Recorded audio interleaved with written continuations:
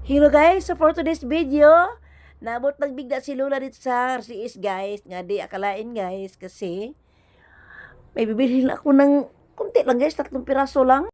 Oh, hulaan niyo be kung ano yon. Hindi kayo makahula guys, kasi di nito alam. Ako lang nakaalam nito guys kung ano bilhin ko. Kaya, buti na lang dumating yung partner sa kalsugan guys. May mag-drive sa akin ngayon. Kaya, tara na, pili tayo. Kunti lang naman to guys. Pero, importante. Alam mo niyo guys, yung biyahe namin kanina guys, natatakot ako. Ang daming tubig na daanan namin. Doon kami sa mga kalye-kalye guys, pumasok kami doon. At saka, nung pagpunta pa namin, bumaba ako sa motor guys, naglakad na lang ako. Kasi ang ano ng tubig, natatakot ako. Nag-video ako, baka matumba yung motor namin, tapos mabasa yung cellphone ko. Kaya bumaba na lang ako guys, kasi hindi ko alam kung anong klaseng kaba ang naramdaman ko.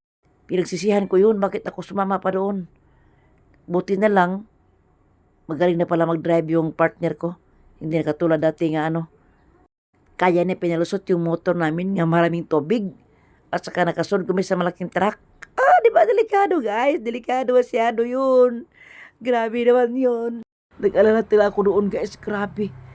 Ang ano kaya guys, ang lalim ng tubig, hindi lang isa. Ang dami naming nadaanan, no? 'Di ba? Tapos madilim pa doon guys, madilim.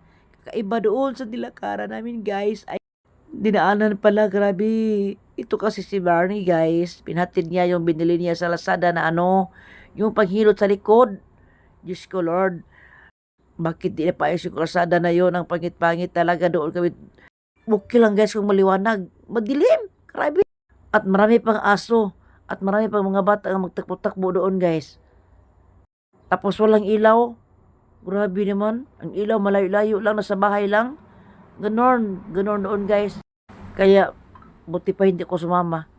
Hindi na mangyari nga sasama pa ko doon. Grabe, ang kaba ko. Buti na lang paglabas ko sa ano, paglabas namin sa highway, wala na. Wala na. Ang galat ng kaba ko. Yun lang guys.